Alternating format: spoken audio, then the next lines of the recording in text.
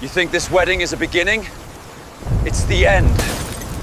The champagne bubbles had barely settled in my stomach when my new wife rolled over in our honeymoon suite bed and said the words that would change everything. I told my boyfriend he could swing by later. I'm Eli Granger, and I thought I'd just married the woman of my dreams. Turns out, I'd married my worst nightmare instead. Sabrina stretched like a cat in the Egyptian cotton sheets of our Boston Harbor Hotel suite, her blonde hair cascading across the pillow. She'd just given me what I thought was the best wedding night of my life. Now she was casually mentioning another man like she was discussing room service. What did you just say? I sat up, the silk sheets falling away from my chest. She laughed, that tinkling sound that had charmed me for 2 years. Oh, come on, Eli.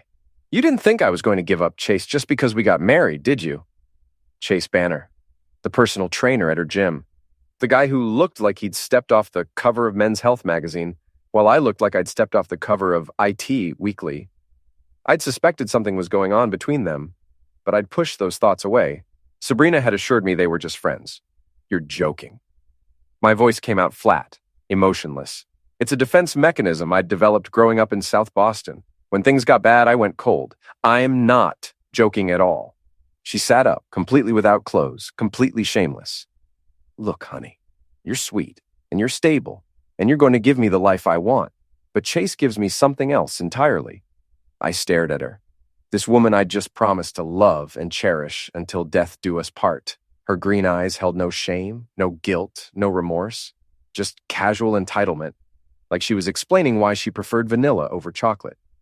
Something else entirely, I repeated. He's exciting. He's dangerous. She gestured vaguely at her body. He knows how to handle all this. I stood up and walked to the window, looking out at Boston Harbor.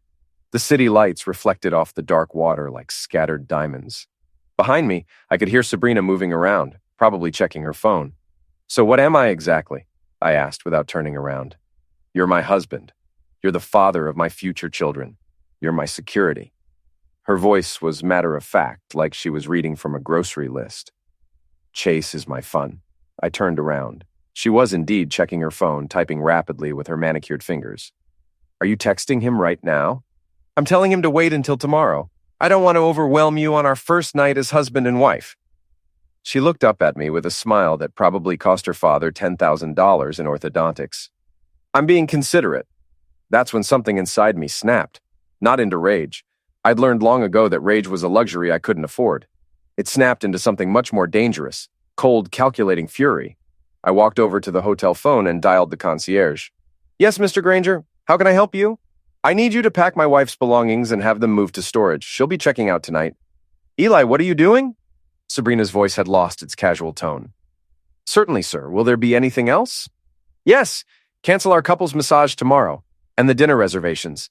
Actually, cancel everything under both our names. I hung up and turned to face my wife of 6 hours. You can't be serious, she said. But I could see uncertainty creeping into her eyes. Dead serious. You want to have your cake and eat it too? Find someone else to buy the cake.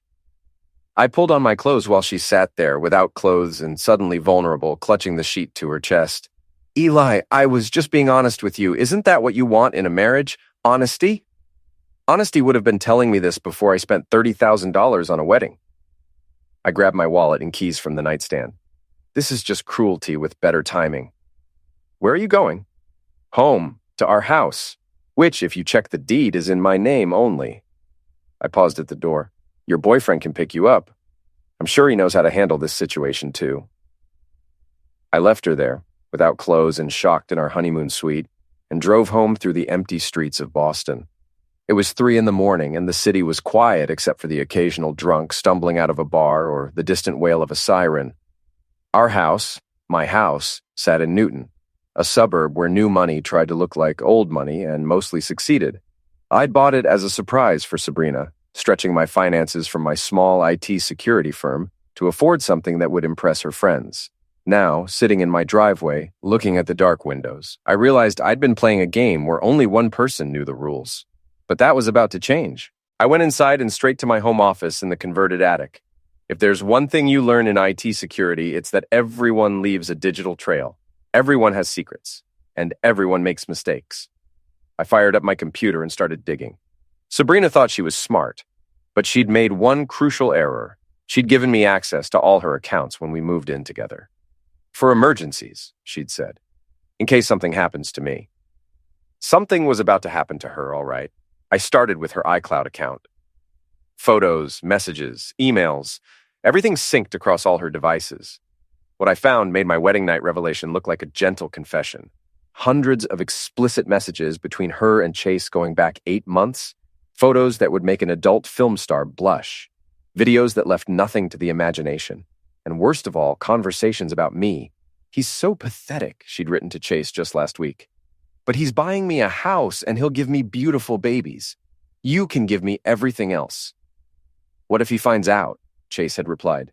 "He won't. He's too trusting, too stupid, too grateful that someone like me would marry someone like him." I sat back in my chair, feeling something cold and hard settle in my chest. Too stupid, too grateful. She had no idea who she was dealing with. See, Sabrina knew Eli, the IT guy. Eli, the nice boyfriend who brought her flowers and listened to her complain about her job. Eli, the grateful husband who felt lucky to land a woman out of his league. She'd never met the Eli who grew up in Southie, the Eli who worked as a bouncer through college, the Eli who learned that sometimes the only way to survive was to be smarter, meaner, and more ruthless than everyone else. That Eli had been dormant for years. But he was waking up now. I kept reading, taking screenshots, saving everything to an encrypted drive. The deeper I dug, the more I found. It wasn't just Chase. There had been others. A coworker named Brad, a bartender named Mike, even her married boss, Mr. Dalton, who'd been sending her increasingly inappropriate messages for months. But the real goldmine was her text thread with her best friend, Brianna Walsh. Brianna was a corporate lawyer who thought she was smarter than everyone else in the room, and usually was. She was Sabrina's advisor, her confidant, her partner in crime. And according to their messages, she'd been helping Sabrina plan this whole thing. "Make sure you get pregnant soon," Brianna had written 3 weeks ago. "Once you have his baby, you'll have him locked down. Child support, alimony, half of everything. You can have Chase and financial security." What if Eli gets suspicious? Gaslight him, make him think he's paranoid. I've seen it work 100 times in divorce court. Men like Eli are easy to manipulate. They want to believe they're good husbands, so they'll ignore red flags to protect their ego. I printed out every message, every photo, every email. By the time the sun came up, I had enough evidence to destroy both their lives 10 times over. But I wasn't going to use it right away. That would be too easy, too quick. They wanted to play games? Fine. I'd show them what a real game looked like. My phone buzzed. A text from Sabrina. "Eli, I'm sorry, I was drunk and stupid. Can we please talk?" I typed back, "Come home, we'll talk." But I wasn't planning to talk. I was planning to start the most elaborate, devastating, and personally satisfying revenge campaign of my life. Sabrina thought she'd married a fool. She was about to discover she'd married her worst enemy. Sabrina came home at noon, looking like she'd spent the night in a hotel lobby. Her wedding dress was wrinkled, her makeup smeared, her confidence shaken. Good. "Eli, thank God you're here." She rushed toward me, arms outstretched for a hug. I stepped back. "Sit down, Sabrina. We need to establish some ground rules." She perched on the edge of our white leather couch, the one she'd insisted we buy because it looked sophisticated. Now she looked small and out of place on it. "I know you're angry. I'm not angry." I sat across from her in the matching chair, keeping my voice level and calm. "Anger implies I didn't see this coming." You saw this coming? A woman like you settling for a man like me? Of course there was a catch. I leaned forward. I just thought it would be something manageable, like expensive shopping habits or a gambling problem, not a boyfriend. Her green eyes filled with tears, the same tears that had gotten her out of speeding tickets and into VIP sections at clubs. "Eli, I love you. I really do." "I believe you do, in your way." I stood up and walked to the window. "The question is, what are we going to do about it?" "What do you mean?" I turned around. "I mean, do you want to be married to me or not?" "Of course I do." "Then Chase is gone, permanently. No contact, no training sessions, no accidental run-ins at Starbucks. He disappears from your life completely." She bit her lower lip, and I could see her calculating, weighing her options, trying to figure out how to keep both of us. "Okay," she said finally. "I'll end it with Chase." "Good." I walked back to my chair. "And Brianna?" "What about Brianna?" "She goes too. Anyone who helped you plan this little arrangement is no longer welcome in our marriage. Eli, that's not fair. Brianna is my best friend. Brianna is a lawyer who helped you plan to trap me in a marriage while you slept around with other men. She's not your friend. She's your accomplice. Sabrina flinched at my language. I'd never spoken to her like this before. I can't just cut off my best friend. Then you can cut off your husband instead. I shrugged. Your choice. She stared at me for a long moment, and I could see her trying to figure out this new version of me. The Eli she knew would have been begging her to stay, promising to change, asking what he could do to make her happy. This Eli was giving her ultimatums. Fine, she said quietly. I'll talk to Brianna. No talking. Clean break.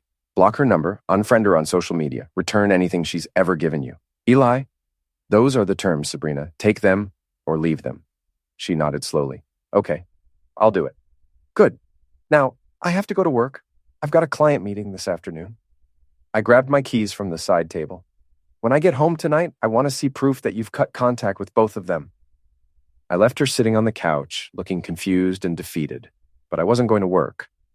I was going to start phase 1 of my plan. First stop, Chase's gym. PowerFit Elite was everything you'd expect from a high-end fitness club in Newton. Gleaming equipment, motivational posters, and enough mirrors to make a narcissist weep with joy. Chase worked here as a personal trainer, building his Instagram following and his bank account by helping rich housewives achieve their fitness goals. I'd been here exactly twice, both times dragged by Sabrina, who insisted we needed couples training sessions. Chase had been professional but condescending, the way good-looking people often are with those they consider beneath them.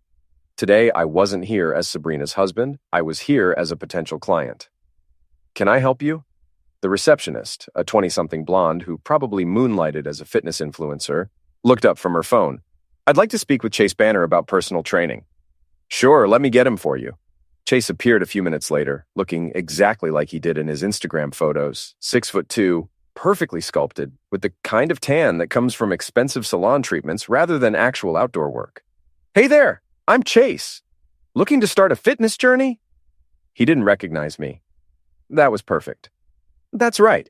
I'm recently married and I want to get in shape for my wife. I extended my hand. Tom Bradley. We shook hands, and I made sure my grip was firm, but not challenging. I needed him to underestimate me. Congratulations on the marriage. That's awesome motivation. What kind of goals are we talking about? Well, my wife is... Let's just say she's out of my league. I want to make sure I can keep up with her. Chase's smile became more genuine. He loved this kind of story. The grateful husband trying to deserve his beautiful wife. I totally get that, man. I work with a lot of guys in your situation. What's your wife's name? Maybe I know her. I train a lot of the ladies in this area. Sabrina Granger. The change in his expression was subtle but unmistakable. His smile faltered for just a second before snapping back into place. Oh, wow. Small world. Yeah, I know Sabrina. Great girl, really dedicated to her fitness. I bet she was. She speaks very highly of you, says you're the best trainer she's ever had. That's great to hear. He was trying to figure out if I knew anything. So, when did you guys get married? Yesterday, actually. Just got back from our honeymoon this morning. Now he looked genuinely confused. According to the messages I'd read, he was supposed to see Sabrina today. She was supposed to tell him that the marriage was just a formality, that nothing between them would change. Congratulations, he said weakly. Thanks. So, can we set up some sessions? I'm thinking 3 times a week to start. Absolutely. Let me check my schedule. While he fumbled with his tablet, I looked around the gym. It was busy for a weekday afternoon, full of stay-at-home wives and early retirees working off their guilt and their excess calories. Looks like I can fit you in Tuesdays, Thursdays, and Saturdays. How does that sound? Perfect. Oh, and Chase? I prefer if we kept this between us for now. I want to surprise Sabrina with the results. Of course, man. Client confidentiality is really important to me. I bet it was. I filled out the paperwork using my fake name and a prepaid credit card I'd set up that morning. Chase seemed distracted, checking his phone every few minutes. Everything okay? I asked as I handed back the forms. Yeah, just busy day, you know? I understand. Well, I'll see you Tuesday for our first session. Looking forward to it, Tom. I left the gym and drove to my real destination, the office building where Sabrina worked as a PR manager for a mid-sized marketing firm. Hartwell and Associates occupied 3 floors of a glass tower in downtown Boston. Sabrina had been there for 2 years, working her way up from assistant to manager through a combination of genuine talent and strategic charm. I parked across the street and waited. At 5:30, employees started trickling out of the building. At 5:45, I spotted Sabrina's friend Kylie Chen walking toward the parking garage. Kylie was everything Sabrina wasn't. Short, where Sabrina was tall. Brunette, where Sabrina was blonde. Shy, where Sabrina was outgoing. She worshipped Sabrina, following her around like a devoted puppy and hanging on her every word. She was also Sabrina's co-worker and closest confidant after Brianna. I got out of my car and intercepted her path.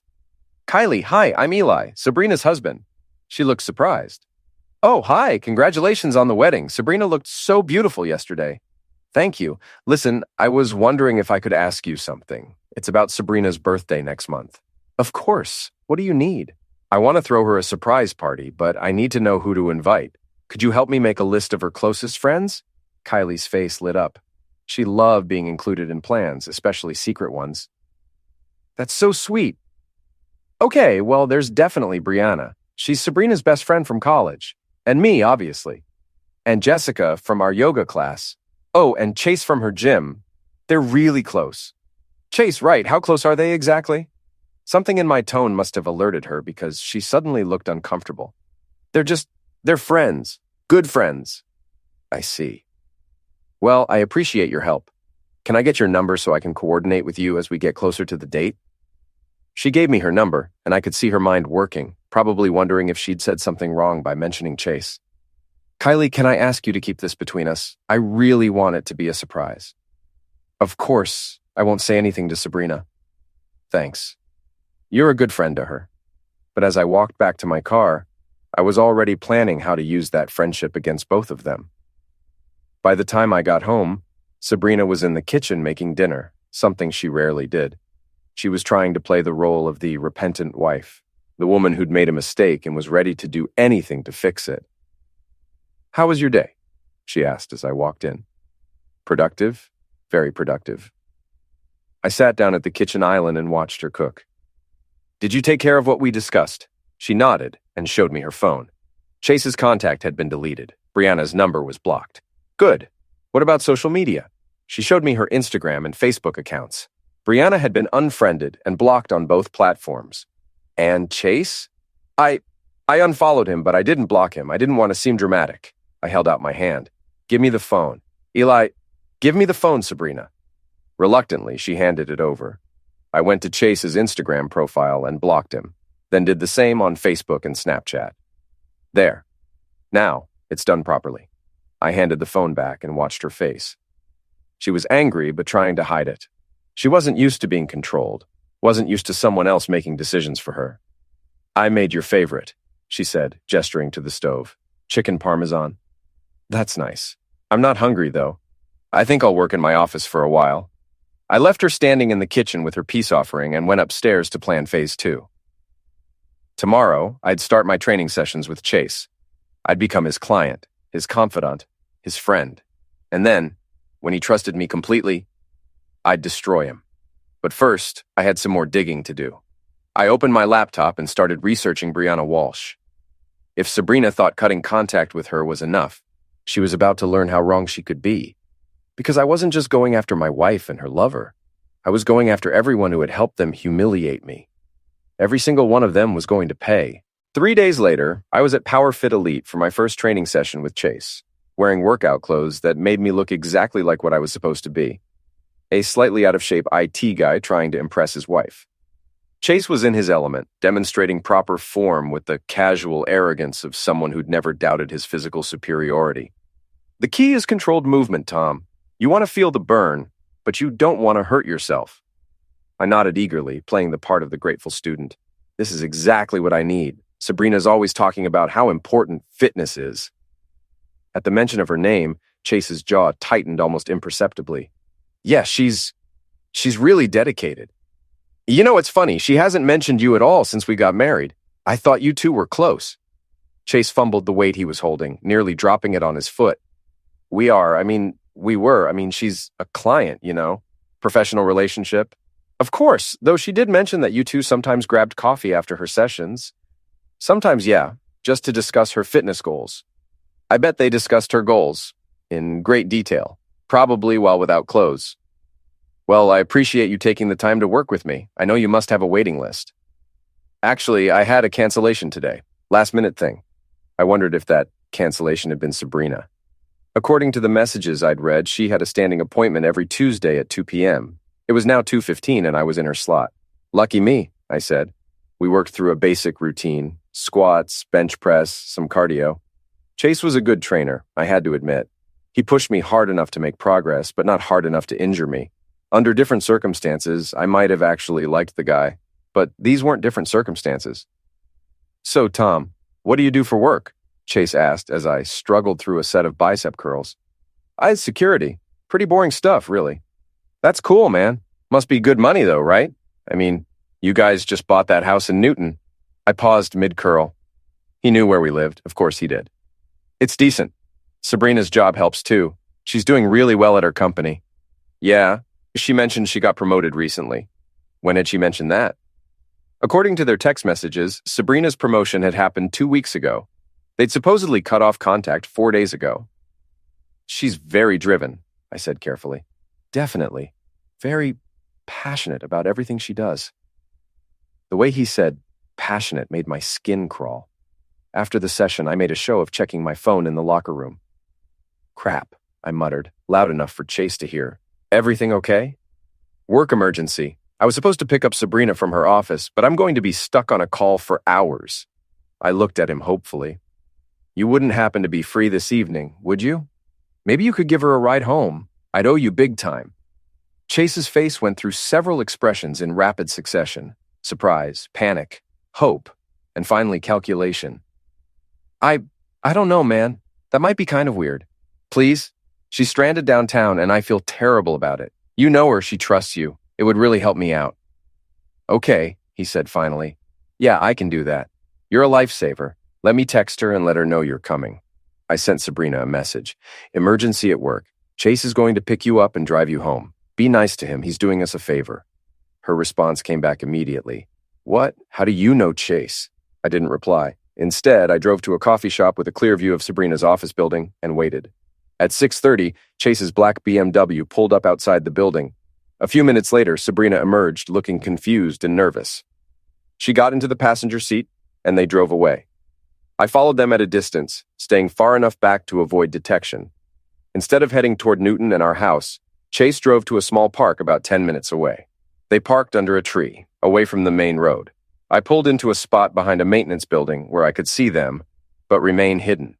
Through my binoculars, a recent purchase, I watched them talk. Even from a distance, I could see the tension in their body language. Sabrina was gesturing frantically, while Chase kept checking his mirrors like he expected to be caught.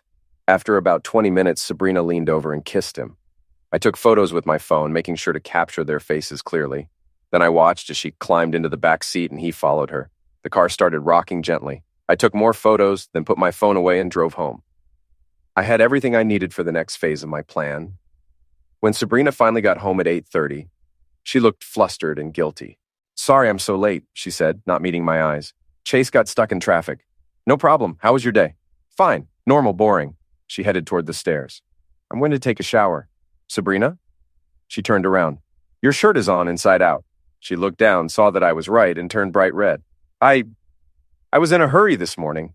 Must have been quite a hurry to keep it on inside out all day. She fled upstairs without another word. I waited until I heard the shower running, then went to my office and uploaded the photos to my encrypted drive. Then I opened a new document and started typing. It was time to write a letter to Brianna Walsh. The next morning, Sabrina left for work early, claiming she had a breakfast meeting. I knew she was lying. She was probably meeting Chase to figure out what to do about me. Let them plot. It would only make their downfall more satisfying.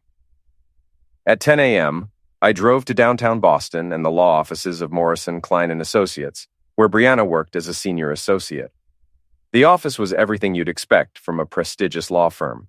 Marble floors, expensive art, and a receptionist who looked like she'd stepped out of a fashion magazine. I'd like to see Brianna Walsh, I told her. Do you have an appointment? No, but I think she'll want to see me.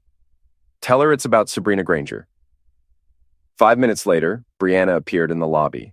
She was tall and elegant, with dark hair pulled back in a severe bun, and the kind of sharp features that suggested intelligence and ambition in equal measure. "You must be Eli," she said, extending a manicured hand. "I'm Brianna. Congratulations on your marriage." "Thank you. Is there somewhere we can talk privately?" She led me to a small conference room and closed the door. "I have to say, I'm surprised to see you here. Sabrina mentioned that you two were having some adjustment issues." "Is that what she called it?" Brianna sat down across from me, her expression carefully neutral. "Marriage is always an adjustment. I'm sure you two will work things out." I pulled out my phone and placed it on the table between us. "I'm sure we will too, especially once I show her these." I swiped to the photos from the previous evening.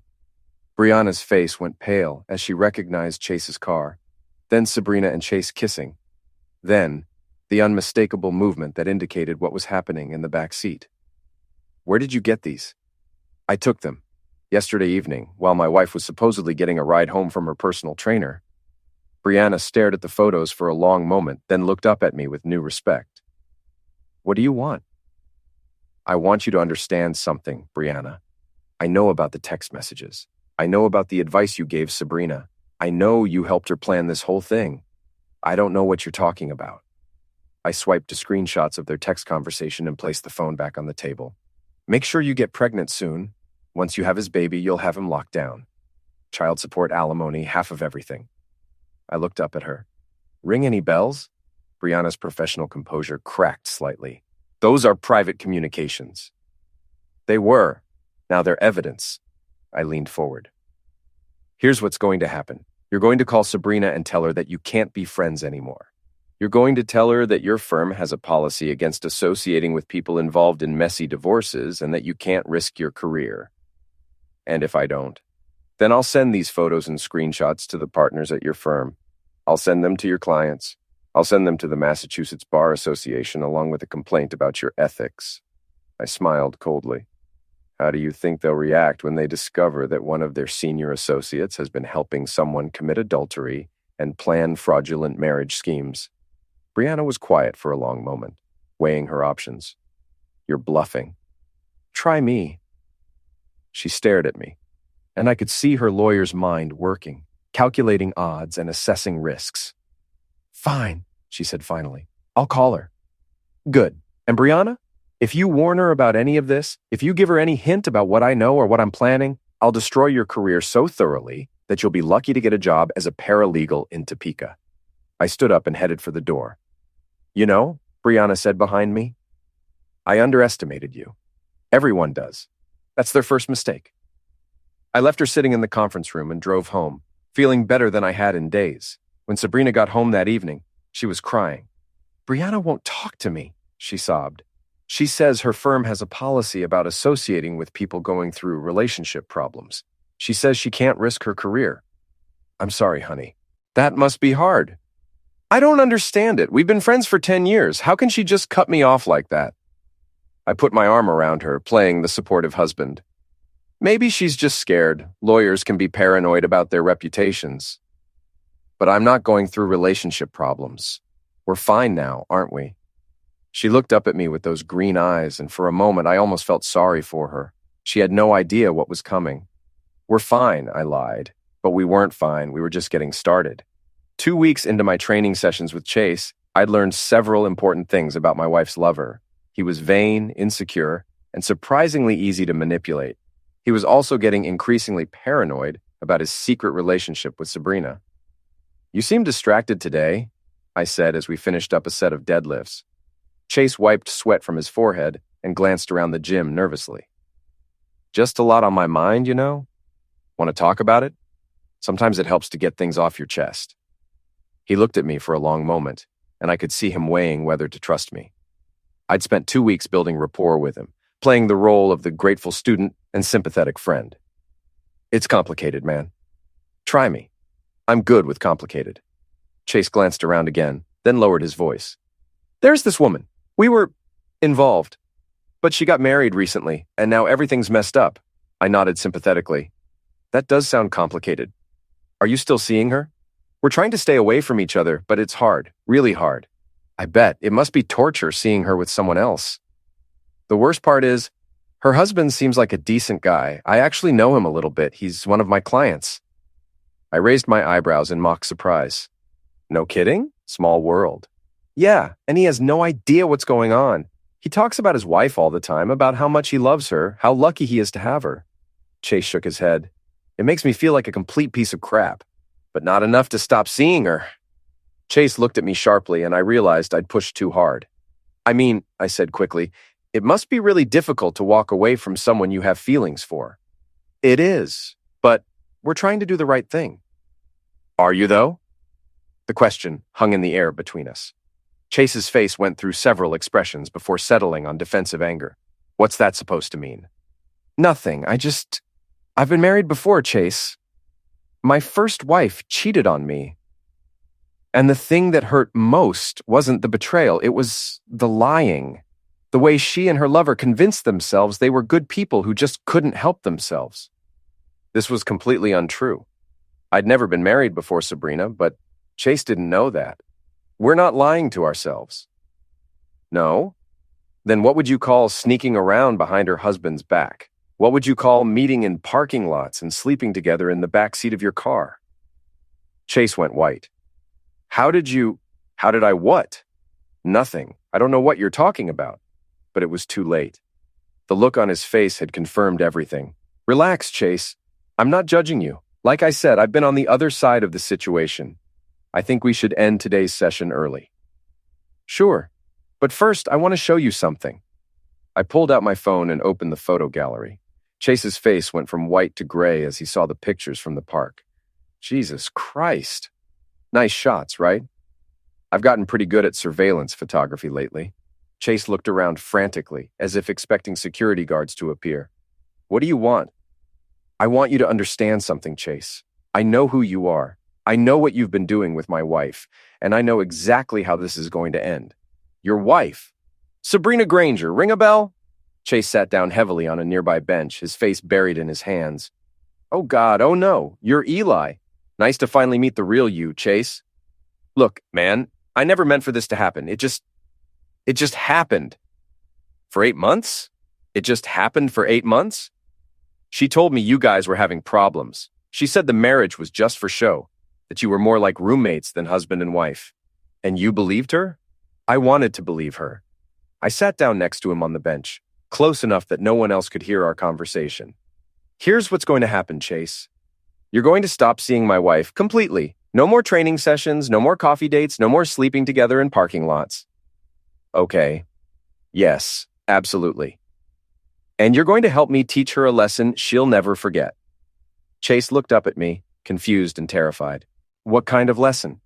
The kind that involves public humiliation and social destruction? I can't do that. I won't do that. I showed him the photos again.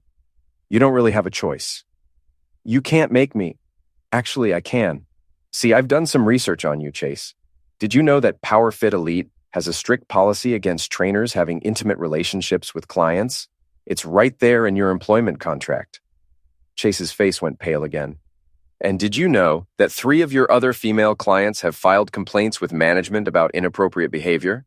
Nothing serious enough to get you fired individually, but taken together, they paint a picture of a pattern. How do you know about that? I told you I'm good at research. The point is, all it would take is one more complaint, say from a husband who discovered that his wife's trainer was sleeping with her, and you'd be out of a job. And once word gets around the fitness community in Boston, you'd be unemployable. Chase was quiet for a long moment. What do you want me to do? I want you to keep seeing her, but from now on, you're working for me. I don't understand. You're going to help me gather evidence. You're going to help me set up situations where Sabrina reveals her true nature. And when the time is right, you're going to help me destroy her reputation so completely that she'll never recover. Why? Why not just divorce her? Because divorce is what she's expecting. Divorce is what she's planning for. She thinks she can manipulate me, take half my assets, and walk away with a nice settlement. I leaned closer to him. She has no idea who she's dealing with. Chase stared at me for a long moment. You're insane. No, I'm thorough. There's a difference. I won't help you hurt her. Then you'll lose your job, your reputation, and probably face a lawsuit from me for alienation of affection. I stood up. Your choice, Chase, but choose quickly. I left him sitting on the bench and went to the locker room to change. When I came out, he was waiting by the exit. Okay, he said quietly. I'll help you, but I want something in return. You're not in a position to negotiate. When this is over, when you've gotten your revenge, I want a clean slate. No more photos, no more threats.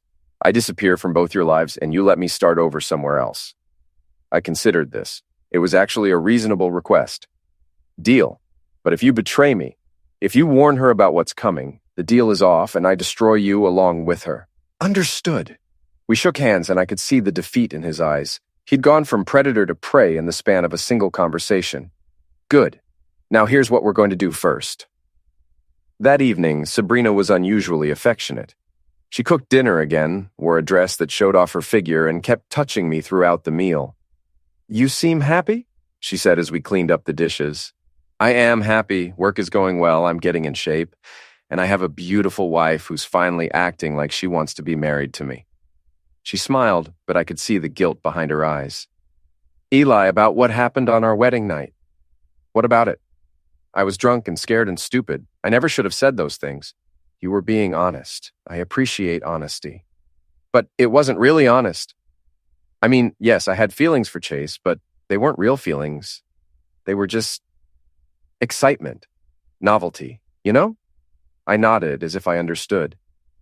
You're the one I chose to marry. You're the one I want to build a life with. I'm glad to hear that. She moved closer to me, pressing her body against mine. Maybe we could have a do-over of our wedding night? I'd like that, but as she led me upstairs to our bedroom, I was thinking about the plan I'd just set in motion. In 3 days, Sabrina was going to attend her company's annual party. It was a big event, with clients and partners and all the people she worked so hard to impress. And thanks to Chase, it was going to be the night her world came crashing down. She just didn't know it yet.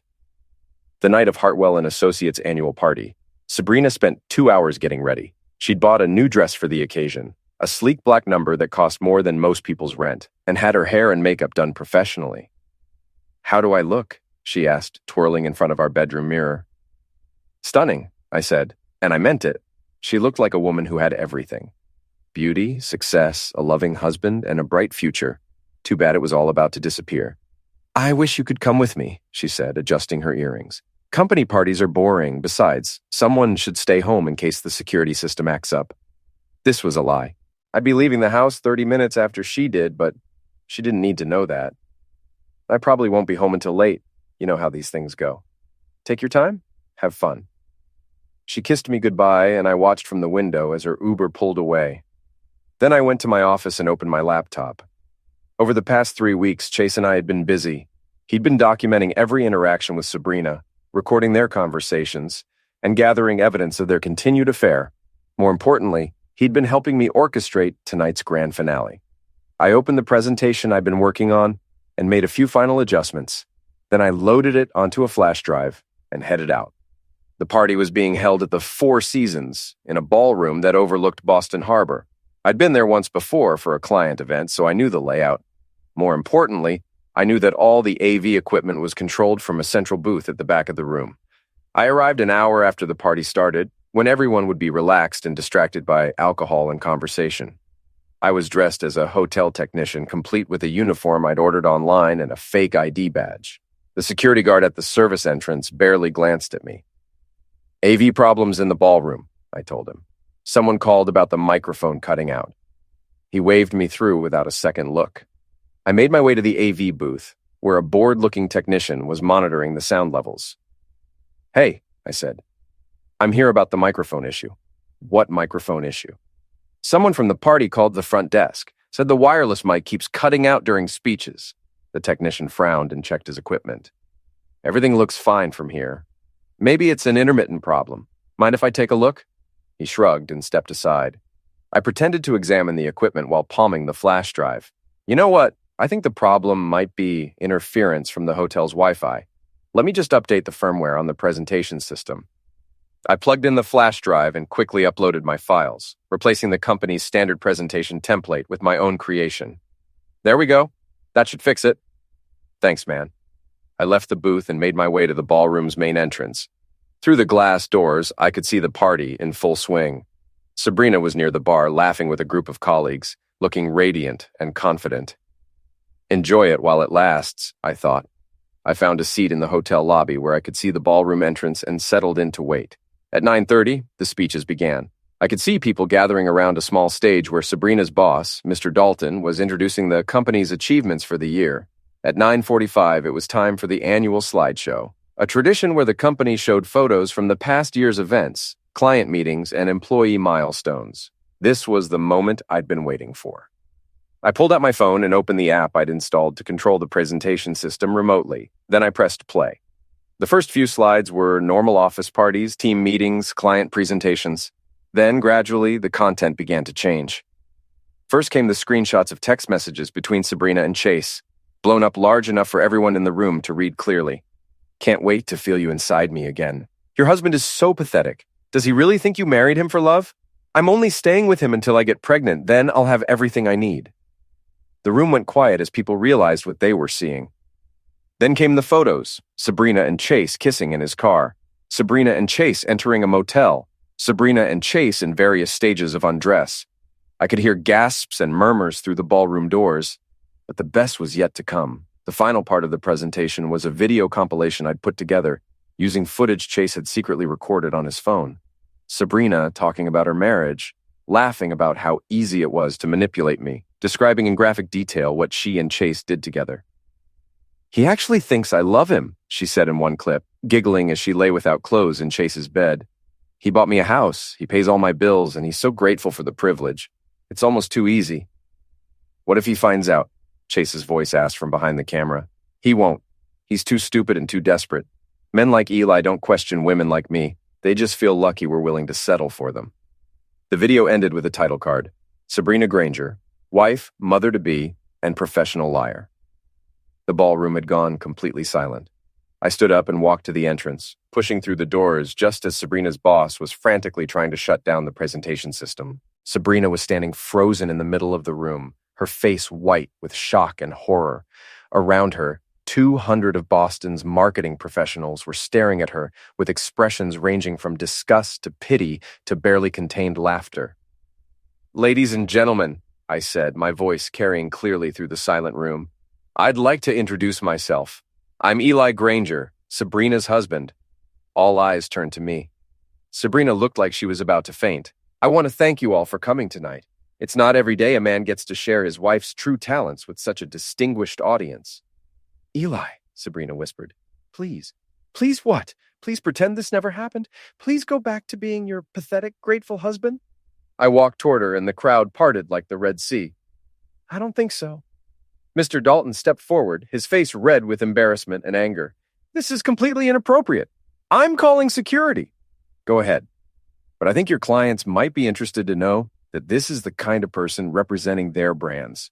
Someone who lies as easily as breathing, who manipulates everyone around her, who thinks loyalty and honesty are signs of weakness."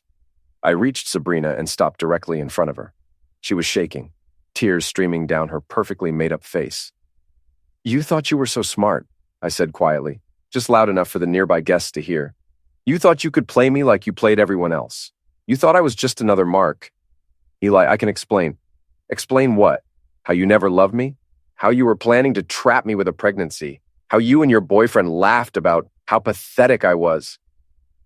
The room was so quiet, you could hear the harbor waves lapping against the hotel's foundation. "You wanted honesty, Sabrina. You said honesty was important in a marriage. Well, here's some honesty for you. You're exactly the kind of person you pretended to be too good for. You're cheap, you're selfish, and you're not nearly as smart as you think you are." I turned to address the room. "For those of you who don't know, my wife has been having an affair with her personal trainer for the past 8 months. She married me for financial security while planning to continue her relationship with him indefinitely. She thought she could have it all, his excitement and my stability." "Stop," Sabrina sobbed. "Please stop." "But the really impressive part is how she convinced herself she was the victim in all this. How she made herself believe that I somehow deserved to be betrayed because I wasn't exciting enough, because I loved her too much, because I was grateful for her attention." I looked back at her, and for a moment I almost felt sorry for the broken woman standing before me. Almost. The good news is you're free now. Free to be with Chase, free from the burden of pretending to love someone you consider beneath you, free from having to fake gratitude for a life you never wanted. I reached into my jacket and pulled out a manila envelope. Divorce papers, already filed. You'll find that our prenuptial agreement is very specific about what happens in cases of adultery. Spoiler alert, you get nothing. Sabrina took the envelope with shaking hands. I've also taken the liberty of canceling your credit cards, removing you from our joint accounts, and changing the locks on the house. Your belongings are in storage. You'll find the address and access code in the paperwork. The crowd was watching this like a tennis match, their heads turning back and forth between us. As for your job, I continued, well, I imagine that's between you and Mr. Dalton, though I suspect representing cheating wives isn't exactly the image Hartwell and Associates wants to project to their family-oriented clients. Mr. Dalton's face had gone from red to purple. Miss Granger, we'll need to discuss your future with this company. There is no future, Sabrina said quietly. Is there? I'm afraid not, Dalton replied. This kind of publicity is not something we can recover from. I turned to leave, then paused and looked back at Sabrina one more time. Oh, and Sabrina, Chase won't be returning your calls. He's decided to relocate to California. Something about wanting a fresh start.